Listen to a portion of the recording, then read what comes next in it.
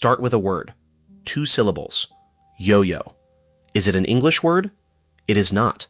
It comes from the Philippines, from Tagalog, and depending on which account you read, it means come, or come and go, or come back. Come back. And in 1965, a federal appeals court in Chicago ruled that no company in the United States owned it, that anybody could use it, that the word belonged to the language rather than to a business. The company that lost that case was Donald F. Duncan, Incorporated, which at that point was the largest manufacturer of the toy in the world, which had spent 35 years and enormous sums of money making that word famous, and which had a factory in Luck, Wisconsin, turning out 3,600 of them an hour. Within weeks of the ruling, Duncan filed for bankruptcy. So why is this worth an hour of your time? Because on the surface, this is a story about a lawsuit, and lawsuits are boring. Duncan did not lose because it was outcompeted. It did not lose because a better toy arrived, or because the factory was obsolete, or because somebody offshored the work, or because a buyout loaded it with debt.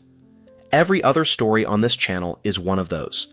Duncan lost because its advertising worked too well. That is the mechanism, and I want to state it plainly at the start so you can watch it operate. The only asset Duncan had was a word. It did not hold a patent on the yo-yo, and never had. The design was centuries old. Anybody could make one, and by the 1950s, plenty of companies did. What Duncan owned was the exclusive right to call it a yo-yo. And how do you make a trademark valuable? You make the word famous. You advertise it. You put it in front of every child in America until they know it and ask for it by name. But a trademark is only a trademark for as long as the public understands it as a brand, rather than as the name of the thing. Which means that the more successful your advertising is, the closer you get to the point where the word stops being your property and becomes ordinary English. Duncan spent 35 years and a fortune teaching every child in the United States to say the word yo-yo. And that is what the court found had destroyed the trademark. The asset was consumed by the act of exploiting it. Every dollar spent making the word famous was a dollar spent eroding the exclusive right to it, and nobody at the company appears to have understood that until it was in front of 3 appellate judges. Now, before we get to any of that, who brought the word? His name was Pedro Edrelin Flores. He was born on April 26, 1896, in Vintar, in Ilocos Norte, in the northern Philippines, at a moment when the islands were still under Spanish colonial rule and about to pass to the United States. He came to America in 1915 at 19, and he was, by any reasonable measure, a serious person. He attended the High School of Commerce in San Francisco. He went on to study law at Berkeley and at Hastings College of Law. He dropped out. He moved to Santa Barbara and worked odd jobs, and for a period he was a bellboy in a hotel. And this is the man who introduced the yo-yo to the United States, founded the first company to mass produce it, invented the design feature that makes every trick possible, ran the first contests, hired the first demonstrators, and trademarked the name. He sold all of it to Donald Duncan around 1929 and 1930. Pedro Flores died on January 3, 1964, in Coshocton, Ohio, at the age of 67. And 2 weeks later, on January 17, 1964, a federal district judge in Chicago issued a judgment permanently enjoining a rival company from infringing Donald F. Duncan Incorporated's trademark in the word yo-yo. 2 weeks. The man who brought the word from Ilocos Norte died, and a fortnight later, an American court confirmed that an American company owned it. That judgment was overturned 14 months later, and the reasoning of the appeals court is worth hearing now, because it is the sentence this whole story turns on. In the court's own words, Duncan's trademarks were invalid because the word yo-yo was a generic word long used in the Philippine Islands as the name of a certain toy, and because the word had also become descriptive in this country by continued usage. Read that carefully, because it contains 2 separate findings, and most retellings only mention one. The word had become generic in America through use. That is the famous half. And the word had never been Duncan's to begin with, because it was already the ordinary name of the object in the Philippines, and had been for a very long time. Hold on to Pedro Flores. We will come back to him. So how does a bellboy in Santa Barbara end up founding an industry? The story starts with a piece of wood and a boy. Flores had grown up with the toy. In the Philippines, a yo-yo was an ordinary thing, a carved wooden disc on a string, common as a handmade children's plaything, and it had been there since at least the 1800s. In 1928, working in Santa Barbara, he carved one out of wood for a local child and showed him some tricks. The child's family liked it. Other children wanted one, so he carved more. On June 9, 1928, he formed the Yo-Yo Manufacturing Company. On June 23rd, he made 12 of them by hand. By November of that year, he had produced more than 2,000 and had hired help. That is 5 months from a dozen hand-carved toys to a business. So what did he actually contribute, technically? Because he is often described as the inventor of the yo-yo, and he never claimed that himself, and the accurate version is more interesting. Was the object new? The yo-yo is ancient. Versions of it appear across cultures going back thousands of years, and it arrived in Western Europe around 1800 under other names, the bandolore in England, and the incroyable, or emigrette, in France. By the mid-1800s, versions had reached the United States from Britain. So the object was not new. What Flores changed was the string. On every previous version, the string was tied to the axle, knotted on, which means that when the yo-yo reaches the bottom of the string, it is still connected, and it immediately winds back up, down and up, forever. That is all it can do. Flores looped the string around the axle instead of tying it. That single change is the entire modern toy. Because now, when it reaches the bottom, the yo-yo is not fixed to the string. It sits inside a loop, and it keeps spinning, free, at the end. That is called sleeping. And a sleeping yo-yo is the precondition for every trick anybody has ever done. Walk the dog is a sleeping yo-yo touched to the ground. Around the world is a sleeping yo-yo swung in an arc. Rock the baby, the cradle, every string trick in existence. All of them require the toy to keep spinning while you do something else with the string. Without the loop, a yo-yo goes down and comes up. With the loop, it becomes a skill. And why did it sell? Because a toy you can get better at is a completely different product from a toy you cannot. One is a novelty that gets boring in a week. The other is something a child will practice for months and compare against friends and want a better version of. And it is worth being precise about the physics, because it is an elegant piece of engineering hiding in a child's toy. A yo-yo on a knotted string is a rigid system. The moment it reaches the end, the string is taut and fixed, and the only thing that can happen is that the rotational momentum starts winding it back up. The toy has no state other than going down and coming up. A yo-yo on a looped string has two states. At speed, the spinning axle and the loop of string slip against each other. The friction is low enough that the toy keeps rotating freely while hanging at the bottom. It sleeps. Then, when the rotation slows past a threshold, the string grabs and the yo-yo climbs. So the toy is effectively a clutch. It disengages at high speed and engages at low speed, and the transition is what makes it feel alive rather than mechanical. That is why a good throw sleeps and a weak throw comes straight back up, and it is why learning to throw hard and straight is the first thing anybody has to master. Flores did not describe it in those terms. But he found the arrangement, and the arrangement is the difference between a novelty and a discipline. Flores patented the innovation, and he understood immediately what it meant commercially, which is the second thing he worked out that everybody copied afterward. You cannot sell this from a shelf. Nobody looking at a wooden disc in a shop window understands what it does, so you have to show them. Flores hired demonstrators. He recruited fellow Filipinos, many of them skilled at the toy, and put them in front of children in public, doing tricks, and he ran contests. The first one was in Santa Barbara in 1928, and the format was pure endurance. Who could keep it going up and down the longest without missing? Who could throw it furthest and have it return fully? Who could complete the most perfect spins in 5 minutes? Some of those endurance contests went on so long, with 2 experienced players refusing to quit, that the winner had to be decided by drawing straws. The business exploded. By November 1929, roughly 17 months after he carved the first 12, Flores was running 3 operations. The Yo-Yo Manufacturing Company in Santa Barbara, the Flores Yo-Yo Corporation in Hollywood, and Flores and Stone in Los Angeles, backed by 2 financiers, the brothers James and Daniel Stone. Accounts of the production figures vary, and I want to flag that rather than pick the most impressive one. Some sources say the 3 factories employed around 600 people and were producing enormous daily volumes. Other accounts give a more modest annual figure. What is not in dispute is that he went from hand carving in a rented room to a multi-factory operation with outside investors inside about 1.5 years. And he had a slogan, which is the detail I cannot get past.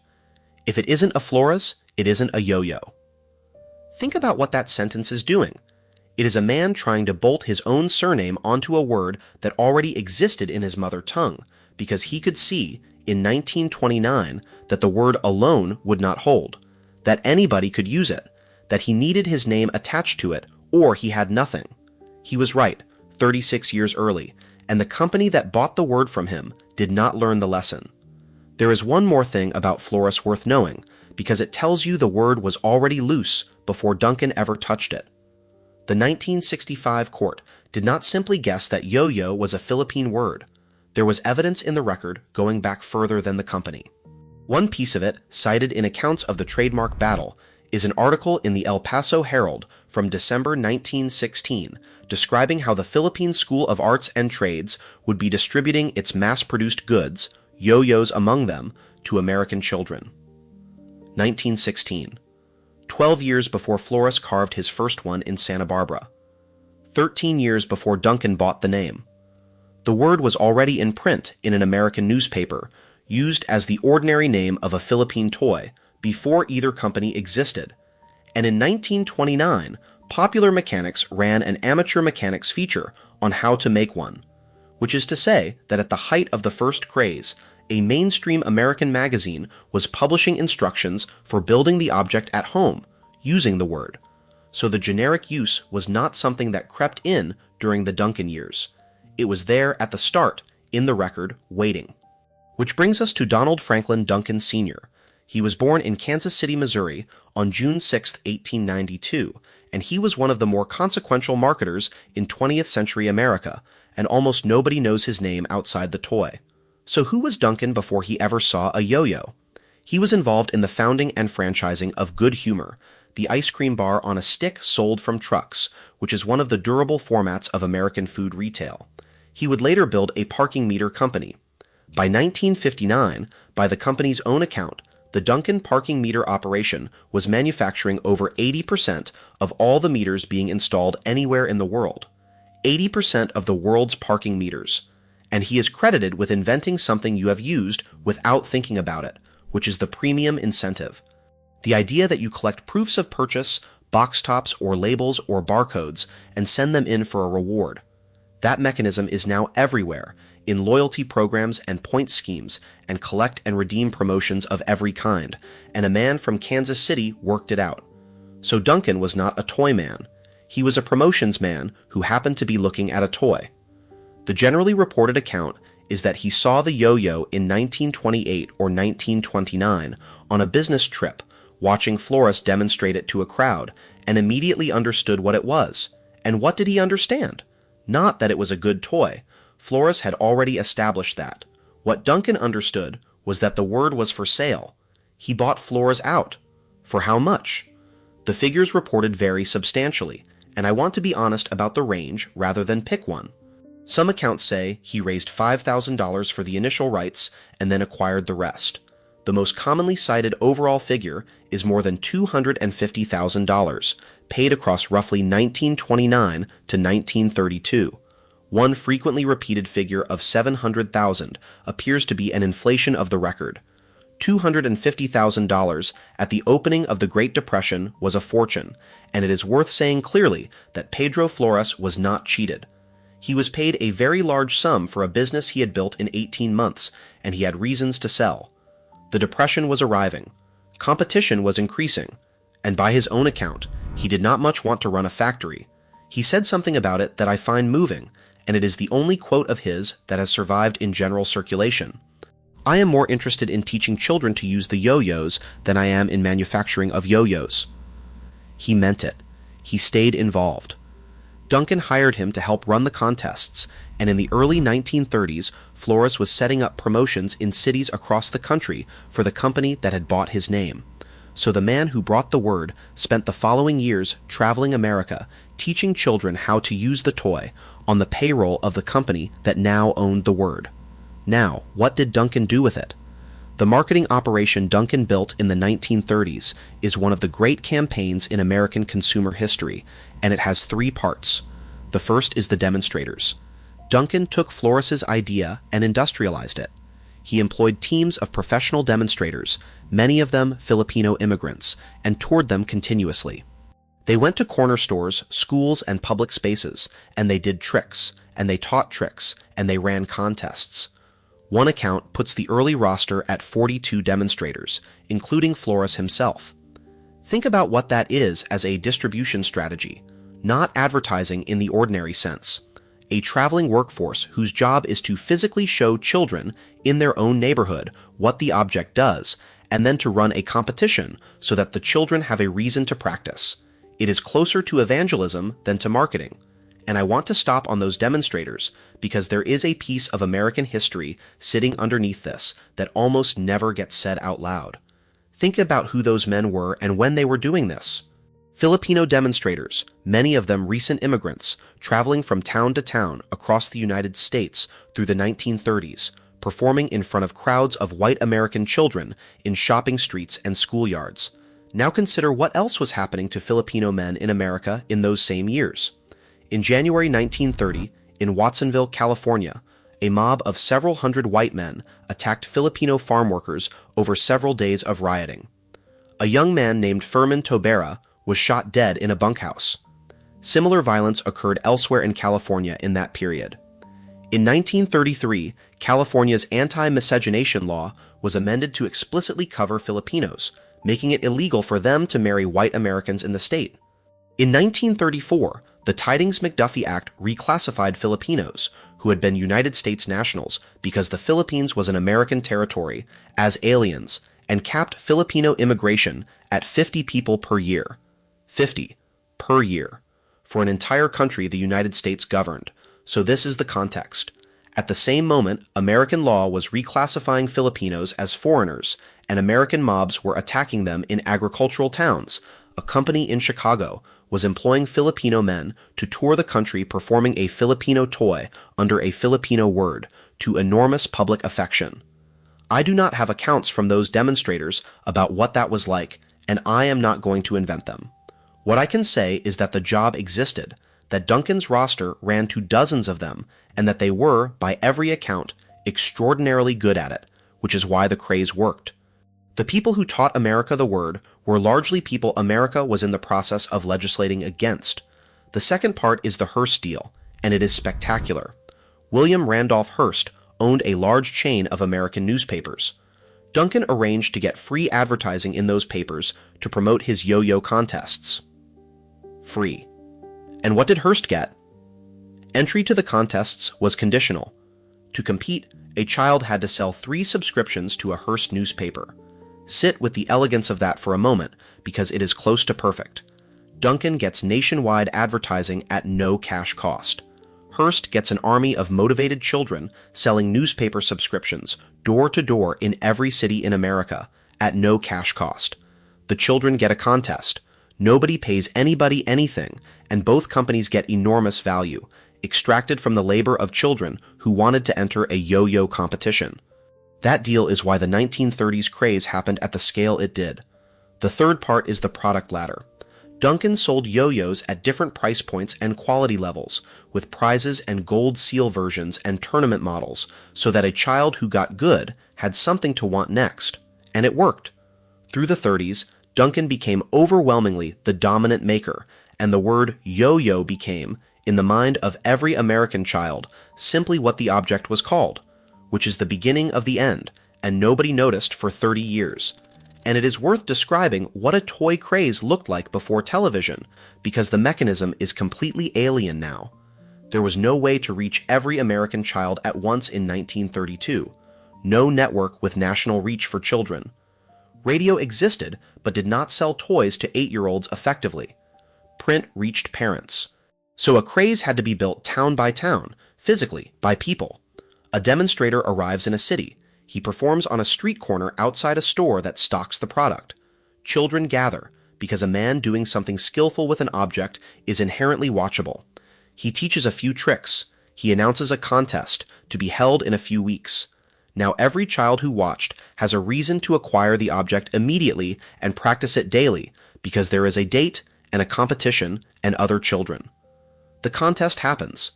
There are winners and prizes and a photograph in the local paper, which the Hearst arrangement has already paid for. Then the demonstrator moves to the next town.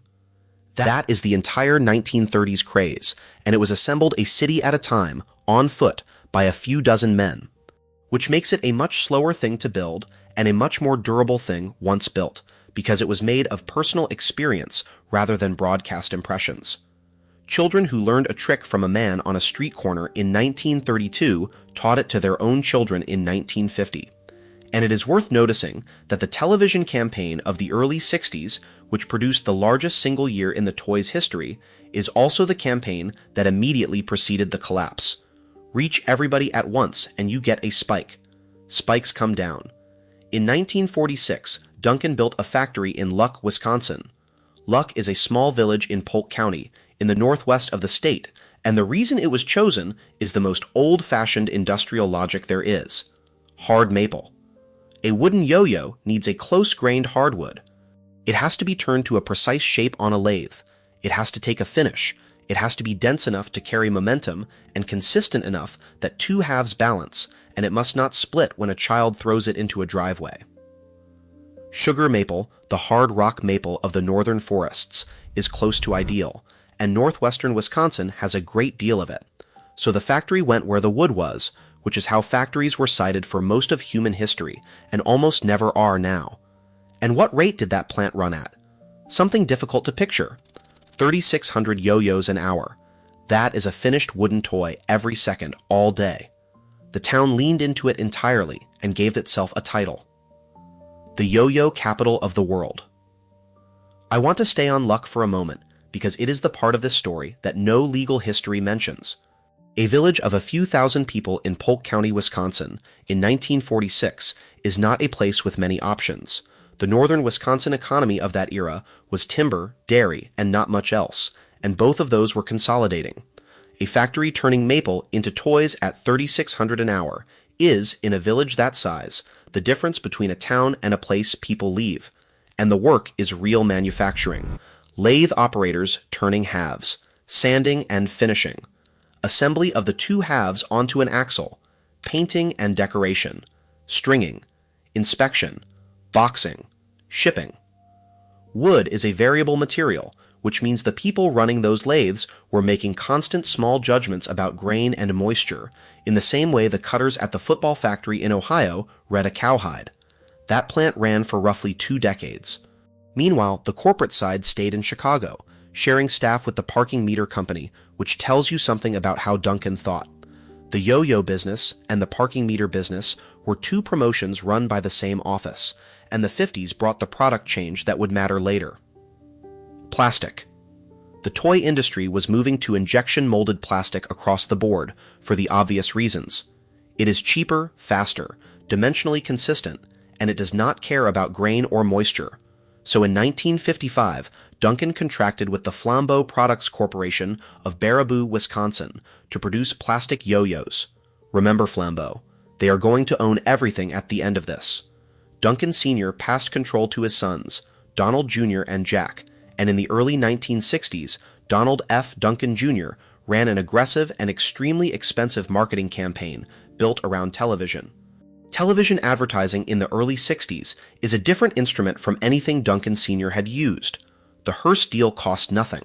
National television costs an enormous amount, and it reaches every child in the country simultaneously, and it produced the biggest year the toy has ever had. In 1962, Duncan sold a record number of yo-yos. The most commonly cited figure is 45 million, though some company accounts put it at 33 million. Take the higher figure and set it against the American population of children at that time, which was in the region of 40 million. More yo-yos sold in 1 year than there were children in the United States. That is what the campaign achieved. And it is the peak of the company, and it is also the point at which two things went wrong simultaneously. The first was operational. The luck plant could not keep up. Demand generated by national television arrives all at once, and a wooden toy factory has a fixed maximum rate. 3,600 an hour is 3,600 an hour. You cannot conjure lathes, which means that when Duncan's advertising created demand, it could not fill. That demand did not evaporate. It went to competitors. Every child who walked into a shop wanting a yo-yo and found the Duncan rack empty bought somebody else's. Duncan was, at its own expense, advertising the category on behalf of its rivals. And that is the mechanism arriving in its most literal form. The advertising said the word. The word was generic in practice. The customer wanted the object, not the brand. So the money Duncan spent went partly to companies that had spent nothing. And the second thing that went wrong? Duncan sued one of them. The Royal Tops Manufacturing Company had been founded in 1937 by a man named Joe Radovan, and Radovan was a former Duncan demonstrator. I love that detail because it is the entire industry in one biography. A man is hired to travel America doing yo-yo tricks in front of children on Duncan's behalf, learns the business from inside the promotion, and leaves to start his own company making the same object. Royal used the word yo-yo because that is what the object is called. Duncan sued in the Northern District of Illinois for infringement of its registered trademarks, yo-yo, genuine Duncan yo-yo, and butterfly, which was a wide-shaped model introduced in 1958. The claim was trademark infringement, unfair competition, false representation of goods, and unauthorized use of the marks, and in the district court, Duncan won. On January 17, 1964, Judge J. Sam Perry entered a judgment by which the defendants were, in the language of the record, permanently enjoined and restrained from infringing plaintiff's trademark yo-yo, which was 2 weeks after Pedro Flores died in Ohio. Royal appealed to the United States Court of Appeals for the Seventh Circuit. If you have made it this far into a story about a wooden toy, subscribe, because this channel is built for exactly this, the decision underneath the famous one. The appeal was argued and decided on March 3, 1965, before Circuit Judges Schnackenberg, Knuch, and Major. Judge Major wrote the opinion, and it reversed the district court completely. Now, how did the decision actually work? The structure is worth understanding, because Duncan almost won on a technicality, and the technicality is interesting. Duncan's primary arguments were not about whether the word was generic. Duncan argued that Royal was stopped from even raising the question for 2 reasons. First, because Royal had at some point entered into a license agreement with Duncan to use the trademark, and a licensee generally cannot turn around and attack the validity of the mark it licensed. Second, because there had been a consent decree in an earlier matter to which both were parties, which Duncan argued bound Royal to recognize the marks as valid. Those are real arguments. And the court noted explicitly that only if both of them failed would it reach the question of whether the word was generic. Both of them failed. And then the court reached the question, and the answer was 2 sentences that ended the company. The holding runs to 1 sentence. Duncan's trademarks were invalid, the court said, because the word yo-yo was a generic word long used in the Philippine Islands as the name of a certain toy, and because the word had also become descriptive in this country by continued usage. A petition for rehearing was denied on May 4, 1965. The mandate issued on May 13. Duncan filed for bankruptcy on May 28, 15 days. On June 7, 1965, the bankruptcy court granted Duncan leave to file a plan of arrangement under Chapter 11 of the Bankruptcy Act and entered a general order restraining anybody from starting or continuing actions against it. And the timing of that filing is worth stating precisely, because it answers the obvious question of whether the lawsuit really caused the bankruptcy. The rehearing was denied on May 4th. The mandate issued May 13th. The filing was May 28th. 24 days from the final refusal to the bankruptcy petition. Now, a company does not decide to enter bankruptcy in 24 days. That decision was almost certainly already being contemplated, because Duncan was carrying the costs of an enormous television campaign, capacity built for a peak year, and years of litigation expense. What the ruling did was remove the last reason for a creditor to wait. If Duncan holds the trademark, a creditor looking at a struggling company can tell itself a story. The demand will come back, the brand is protected, the company owns the category name, and can charge a premium, Be patient. Once the trademark is gone, that story is gone with it. There is no premium position to recover to. Duncan is now simply one wooden toy manufacturer among several, with more debt and higher costs than most of them. So the ruling did not empty the accounts. It changed the calculation of every person the company owed money to, all on the same day, and the creditors moved. That is how these endings usually happen. Not a single catastrophic event, but a piece of news that makes waiting irrational for everybody at once. Now, I want to explain genericide properly, because it is the legal doctrine at the heart of this, and most people have a vague sense of it that is slightly wrong. What is a trademark? It is not a property right in a word. That is the thing to understand. A trademark is a right to prevent confusion about the source of goods. The law protects it because consumers benefit from being able to identify who made something, and producers benefit from being able to build a reputation that customers can find. Which means the mark exists to answer the question, who made this? And a mark stops functioning the moment the public stops hearing it as an answer to that question and starts hearing it as an answer to a different question, which is, what is this? If an American child in 1963 says the word yo-yo, are they saying who made it, or are they saying what it is? They are saying what it is. Obviously. Every one of them. Which means the mark had stopped doing the job the law protects it for, and the law does not protect a word for its own sake. That is genericide, and Duncan is one of the standard examples taught in American trademark courses. Is Duncan unique? Not at all. The court that decided against Duncan was relying on a body of precedent that includes two famous casualties. Cellophane, which had been a DuPont trademark, held generic in a 1936 case in the Second Circuit. And Thermos, which had been a King Sealy trademark, held generic in 1963, 2 years before Duncan, in a case that the court in Duncan's appeal cited repeatedly. The list of words that have gone this way is long. Escalator was a trademark. Aspirin was a trademark, and still is in some countries. Zipper, trampoline, linoleum, kerosene, dry ice, videotape. Heroin, of all things, was a Bayer trademark, and the list of brands currently spending enormous sums to prevent it is longer. This is why the companies behind Band-Aid, Kleenex, Xerox, Velcro, Google, Jacuzzi, and Post-it all run campaigns, sometimes slightly desperate ones, insisting that their name is an adjective and must be followed by a noun. Band-Aid brand adhesive bandages, not a Band-Aid. That awkward construction, which sounds like corporate throat clearing, is a legal defense. It is the sound of a company trying not to become Duncan. There is one more comparison worth making, because it shows how narrow the escape was for others. Think about how many enormously valuable brands are sitting in Duncan's position right now and have simply managed it better. The pattern is always the same. A company invents or popularizes a new category.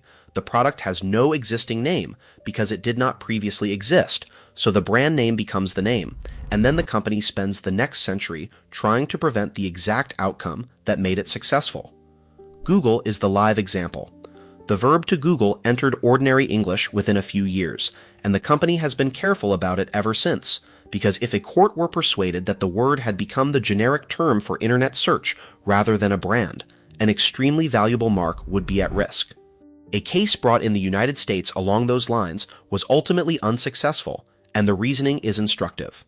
The courts have generally held that a mark can be used as a verb by the public and still function as a mark, so long as the public still associates it with a particular source when it matters, which is the distinction Duncan failed. By 1963, nobody hearing the word yo-yo thought about a company in Chicago. They thought about the object in their hand. And notice what protected Google and did not protect Duncan. Google spends real effort on it, but it also has the advantage that its name is an invented word with no prior meaning anywhere. Duncan's word had a prior meaning in a language spoken by millions of people and had been printed in an American newspaper as a generic term 12 years before the company existed. So let me put the mechanism together, because now every piece of it is on the table. Duncan Toys had one competitive asset. What was it? Not a patent. It never had one on the toy, and the design was public and ancient, not a manufacturing advantage. A lathe-turning maple is not a secret, and by the 50s the industry was moving to plastic anyway, which Duncan did not even mold itself. It contracted that out to flambeau. Not a distribution lock. Anybody could sell a toy to a shop. The only thing Duncan owned that its competitors could not replicate was the exclusive right to the word. Now, how do you convert a word into money? You make it famous. There is no other way. A trademark that nobody has heard of is worth nothing. The entire value of a brand name is the number of people who recognize it and want it. So Duncan advertised. Demonstrators, contests, the Hearst deal, and eventually national television. And every one of those campaigns did two things at once. It sold yo-yos, and it taught another few million Americans that the word for this object is yo-yo. Those are the same action.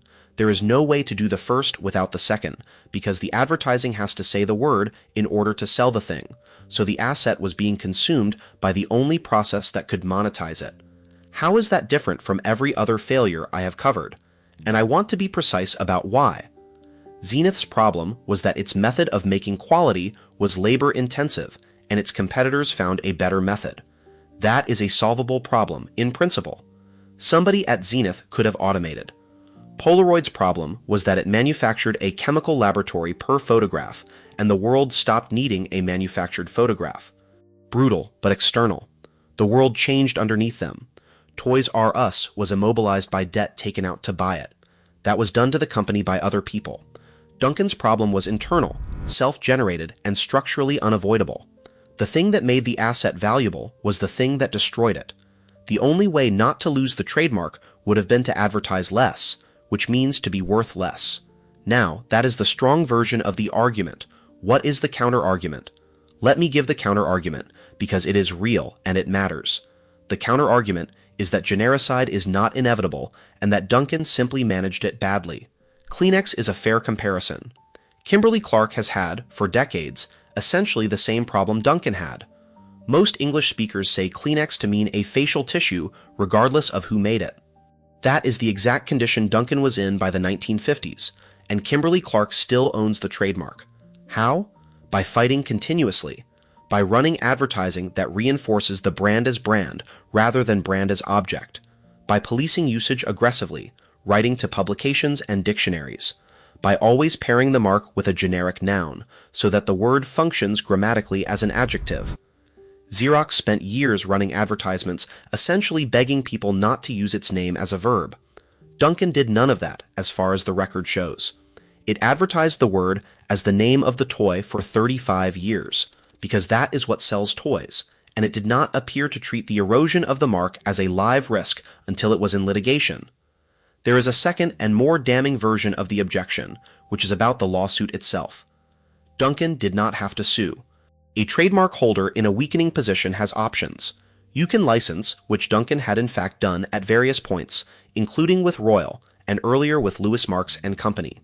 You can settle. You can compete on product and price, and let the word go quietly, which is what eventually happened anyway. What you should probably not do, if your mark is vulnerable, is bring a case that puts its validity in front of a federal appeals court, because a trademark that is never litigated is never invalidated. Duncan's mark survived from 1932 to 1965, partly because nobody had properly tested it.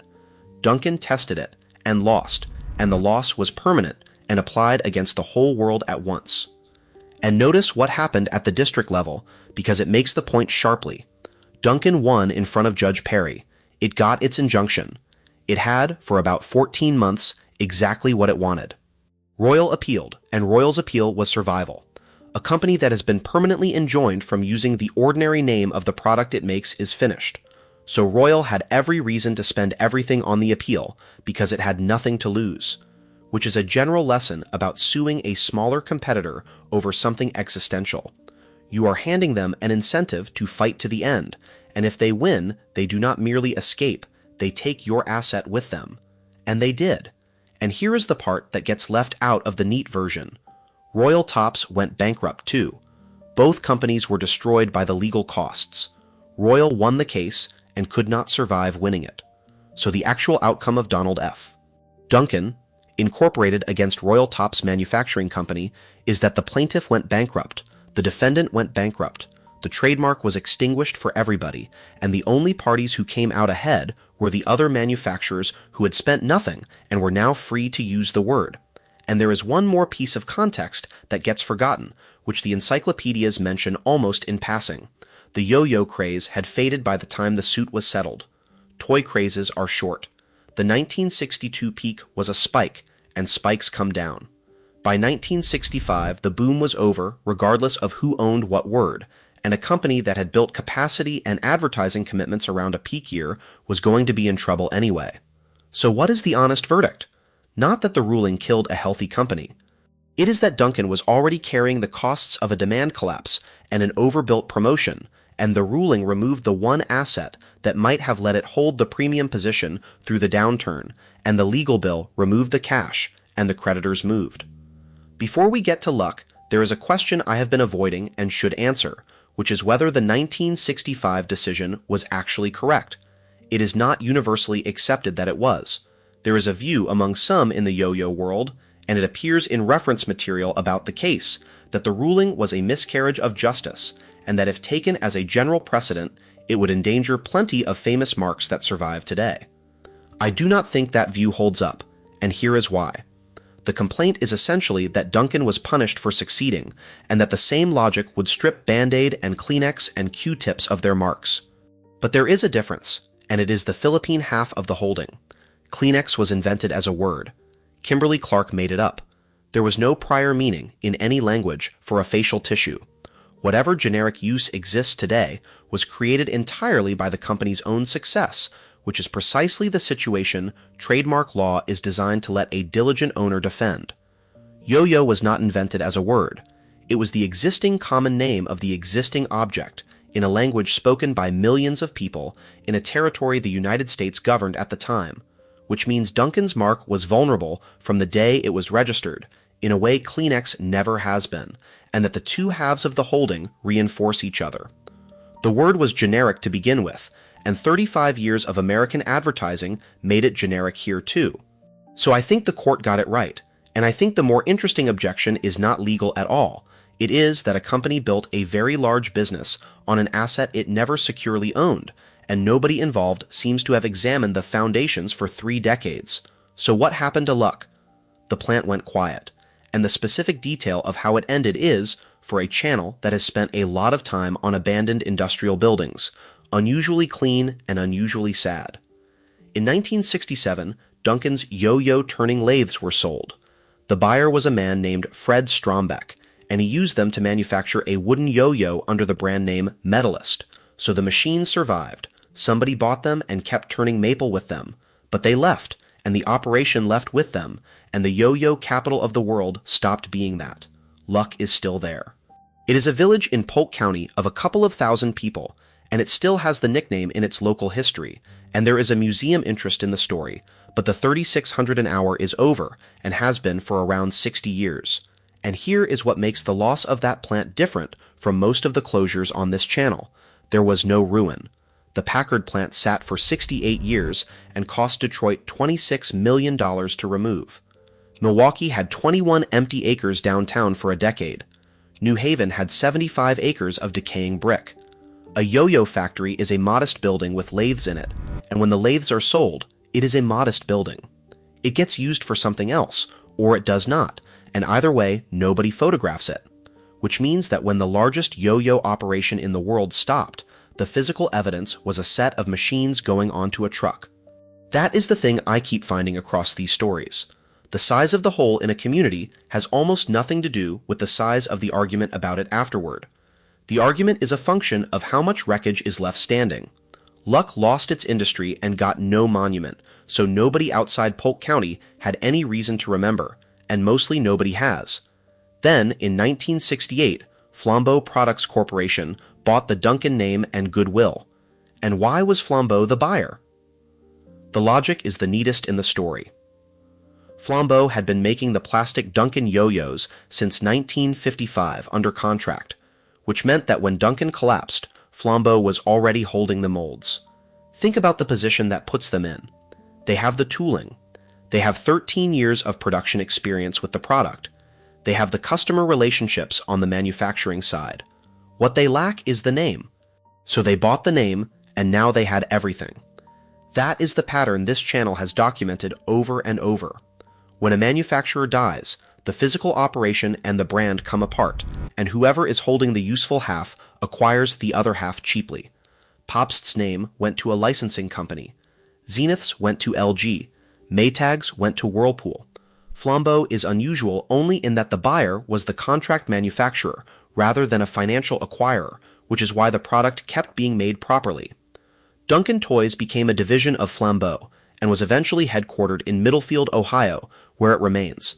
And in October 2024, after 56 years, Duncan Toys spun out of Flambeau to become a separate and independent corporate entity again. The company still exists. It still makes yo-yos.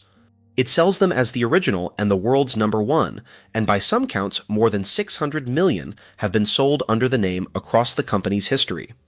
In 1999, the Duncan yo-yo was inducted into the National Toy Hall of Fame at the Strong Museum in Rochester.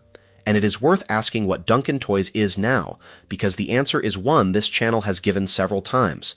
It is a brand that outlived its factory. The Luck plant closed, and the lathes were sold in 1967. The company that owned the name went through bankruptcy. The name was bought in 1968 by the contract manufacturer that had been molding its plastic since 1955. Today, Duncan Toys is headquartered in Middlefield, Ohio, and manufacturing is a mix of American production and global supply chain, with the emphasis on injection molding rather than maple. There is no meaningful sense in which the company that lost the case in 1965 is the company selling yo-yos in 2026.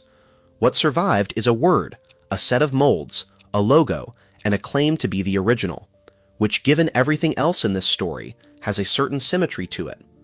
Duncan lost its exclusive right to the generic word and kept its exclusive right to its own surname, and the surname turned out to be the more durable asset, because a proper noun cannot go generic in the same way. Pedro Flores understood that in 1929. If it isn't a Flores, it isn't a yo-yo. He was trying to attach a family name to a common word because he could see the common word would not hold.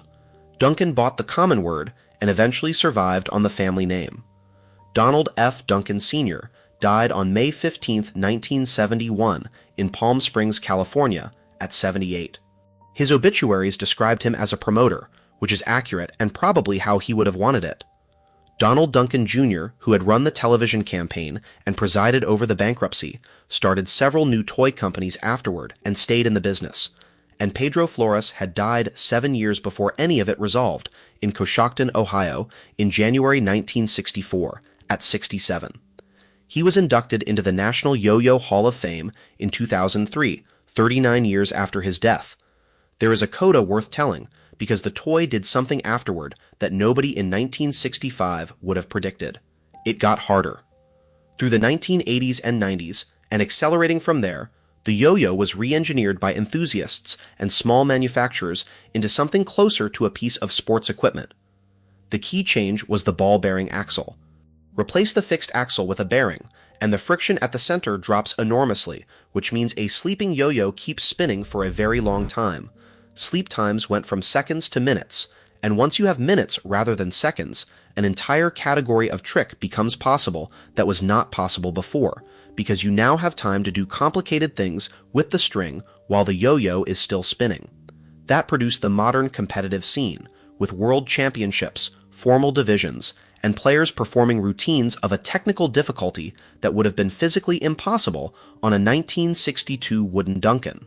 It also produced a product ladder that goes far higher than $1.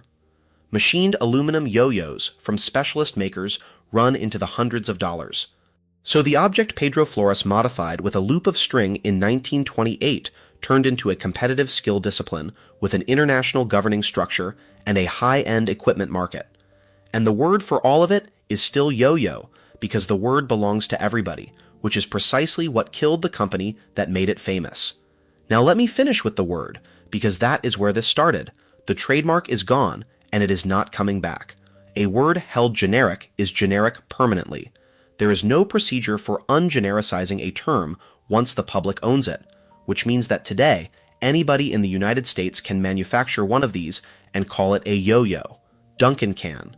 Yomega can. A company you have never heard of can. A person in a garage can. And the reason, according to a federal appeals court in 1965, is twofold. Because Americans made the word ordinary by saying it constantly for 35 years, and because the word was never American to begin with. It was already the name of the thing, in the Philippine Islands, long before anybody in Chicago registered it. That second half is the one I keep returning to. Because look at the sequence. A boy grows up in Vintar, in Ilocos Norte, in a colony, playing with a carved wooden toy whose name in his own language means come back. He emigrates to the country that governs his islands.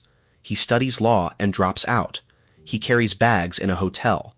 He carves the toy from memory for an American child, adds the one change that turns it into a skill, and builds 3 factories in 18 months.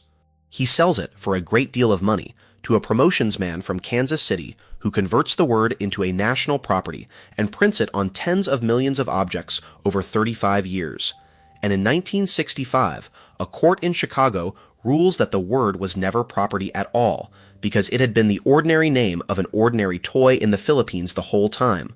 The word went home. Not to Flores, who was dead, and not to anybody in particular. It went back to being what it had always been, which is a word. Duncan spent 35 years and a fortune making 2 syllables famous, and the more famous they got, the less they belonged to anybody. That is the whole thing. The company that lost the right to say its own product's name lost it because it had taught the entire country to say it. And the word itself, in the language it came from, means come back. There is a television company in Chicago that printed a promise on the front of every set it built, and the promise turned out to be an accurate description of the flaw that destroyed it. That one is on the channel, and it is the same shape as this story told with a different sentence.